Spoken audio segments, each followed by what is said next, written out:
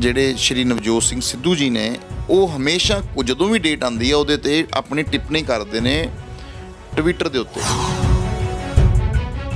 ਤੇ ਆਪਣੀ ਜੋ ਆਰਡਰ ਮਾਨਯੋਗ ਅਦਾਲਤ ਦੇ ਵਿੱਚੋਂ ਲੈਣਾ ਚਾਹੁੰਦੇ ਨੇ ਉਹਨਾਂ ਨੂੰ ਡਾਇਰੈਕਟ ਕਰ ਰਹੇ ਨੇ। ਔਰ ਜੇਕਰ ਇਹਦਾ ਅੱਗੇ ਪ੍ਰੋਸੀਜ਼ ਹੁੰਦੀ ਹੈ ਔਰ ਇਹਦੇ ਵਿੱਚ ਕਿਹੜੀ ਸਜ਼ਾ ਮਿਲ ਸਕਦੀ ਹੈ? ਤੁਹਾਡੇ ਤੇ ਵੀ ਸਵਾਲ ਬੜੇ ਖੜੇ ਹੋਣੇ ਨੇ ਕਿ ਹੋ ਸਕਦਾ ਕਿ ਵਿਰੋਧੀ ਧਿਰ ਵੱਲੋਂ ਨਵਜੋਤ ਸਿੰਘ ਸਿੱਧੂ ਦੀ ਛਵੀ ਨੂੰ ਢਾਹ ਲਾਉਣ ਦੇ ਲਈ ਜਿਹੜੀ ਇਹ ਪਟੀਸ਼ਨ ਦਾਇਰ ਕੀਤੀ ਗਈ ਹੋਵੇ। ਅਸੀਂ ਕਲਾਇੰਟਸ ਨੂੰ ਪ੍ਰੋਟੈਕਟ ਕਰਦੇ ਹਾਂ ਮਾਨਯੋਗ ਅਦਾਲਤ ਦੇ ਵਿੱਚ।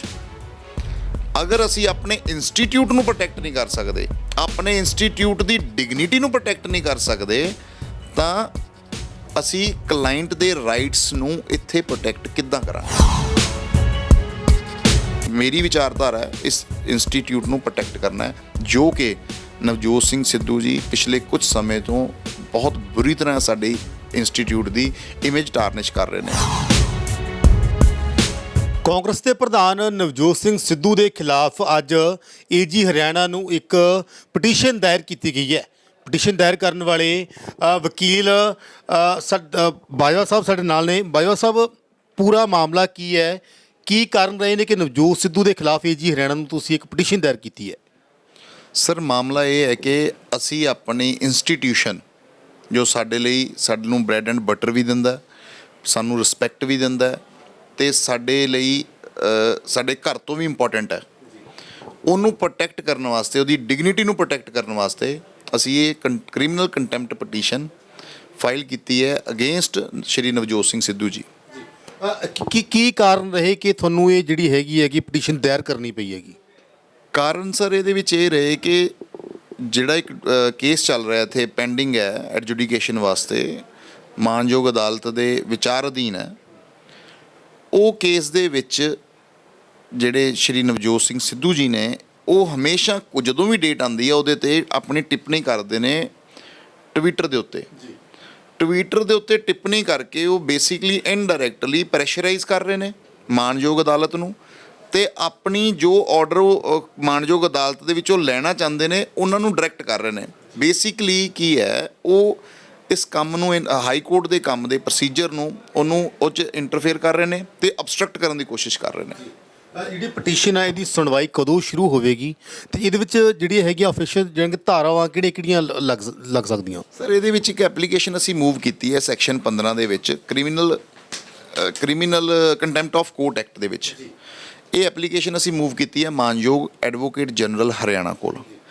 ਜਦੋਂ advocate general Haryana is competent authority to intervene into it, investigate into the matter, afterwards he will make a report ਕਿ ਜਿਹੜੀ ਅਸੀਂ ਐਲੀਗੇਸ਼ਨਸ ਲਗਾਏ ਨੇ ਉਹ ਅਗਰ ਪ੍ਰੀਮਾ ਫਸਾਈ ਸਹੀ ਪਾਏ ਗਏ ਤਾਂ ਉਹ ਰਿਪੋਰਟ ਬਣਾਉਣਗੇ। ਦੈਨ ਇਹ ਕੇਸ ਕੋਰਟ ਦੇ ਵਿੱਚ ਐਪਲੀਕੇਸ਼ਨ ਜਾਏਗੀ ਸੈਕਸ਼ਨ 12 ਦੇ ਵਿੱਚ ਜੀ।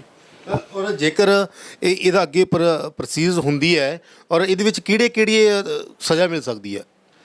ਇਹ 'ਚ ਐਕਚੁਅਲੀ ਦੇ ਵਿੱਚ ਕੋਈ ਵੀ ਜਦੋਂ ਕਾਨੂੰਨ ਬਣਦਾ, ਉਹ ਕਾਨੂੰਨ ਇਸ ਲਈ ਬਣਾਇਆ ਜਾਂਦਾ ਹੈ ਕਿ ਸੋਸਾਇਟੀ ਸਿਵਲਾਈਜ਼ਡ ਮੈਨਰ ਦੇ ਵਿੱਚ ਚੱਲੇ।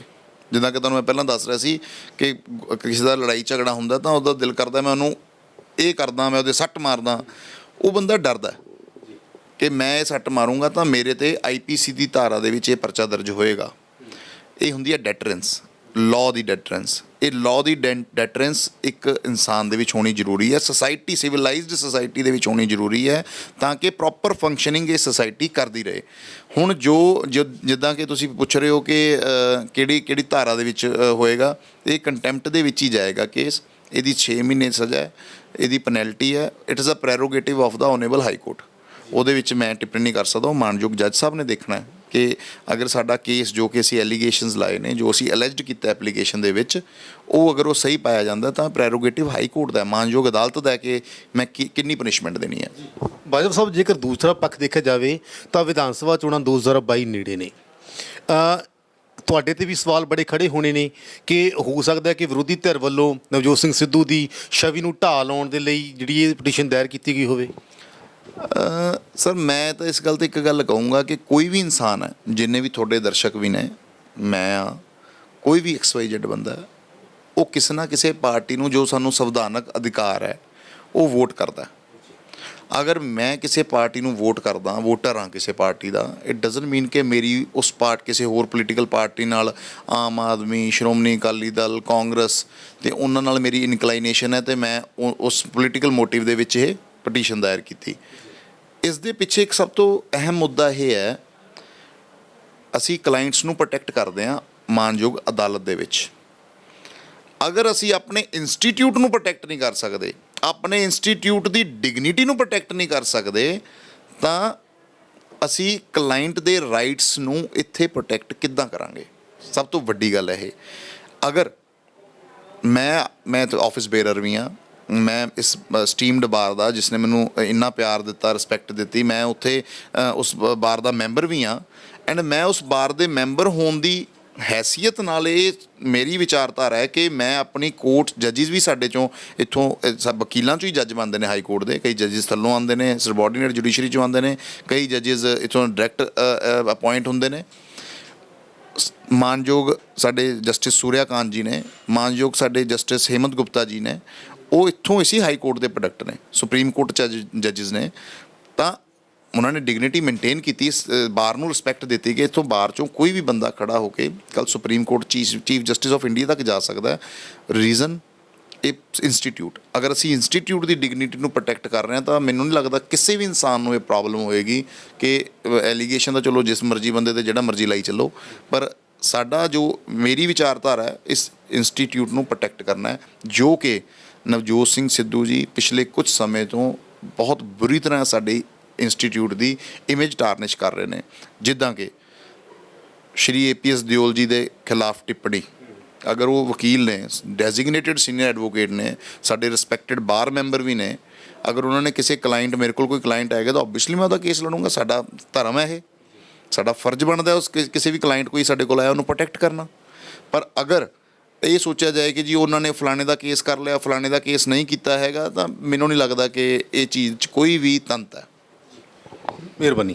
ਸੋ ਇਹ ਸਨ ਪਰਮਪ੍ਰੀਤ ਸਿੰਘ ਬਾਜਵਾ, ਜਿਨ੍ਹਾਂ ਵੱਲੋਂ ਨਵਜੋਤ ਸਿੰਘ ਸਿੱਧੂ ਦੇ ਖਿਲਾਫ AG ਹਰਿਆਣਾ ਨੂੰ ਇੱਕ ਪਟੀਸ਼ਨ ਦਾਇਰ ਕੀਤੀ ਗਈ ਹੈ। ਉਹਨਾਂ ਨੇ ਸਪਸ਼ਟ ਰੂਪ ਦੇ ਵਿੱਚ ਕਿਹਾ ਹੈ ਕਿ ਜੋ ਨਵਜੋਤ ਸਿੰਘ ਸਿੱਧੂ ਪਿਛਲੇ ਸਮੇਂ ਤੋਂ ਡਰੱਗ ਕੇਸ ਦੇ ਵਿੱਚ ਟਿੱਪਣੀਆਂ ਕਰ ਰਹੇ ਨੇ ਆਪਣੇ ਸੋਸ਼ਲ ਹੈਂਡਲਾਂ ਦੇ ਉੱਪਰ, ਉਸ ਦੇ ਨਾਲ ਜੁਡੀਸ਼ਰੀ ਸਿਸਟਮ ਦੇ ਉੱਪਰ ਇੱਕ ਸਵਾਲ ਖੜੇ ਹੁੰਦੇ ਨੇ ਔਰ ਲੋਕਾਂ ਦੀ ਜਿਹੜੀ ਹੈਗੀ ਹੈ ਯਕੀਨ ਲੋਕਾਂ ਦਾ ਜੁਡੀਸ਼ਰੀ ਸਿਸਟਮ ਦੇ ਉੱਪਰੋਂ ਉੱਠ ਜਾਂਦਾ। ਕੈਮਰਾਮੈਨ ਸ਼ਸ਼ੀਪਾਲ ਦੇ ਨਾਲ ਚੰਡੀਗੜ੍ਹ ਤੋਂ ਰਿਸ਼ੀ ਸਿੰਘ ਰਾਹੀ।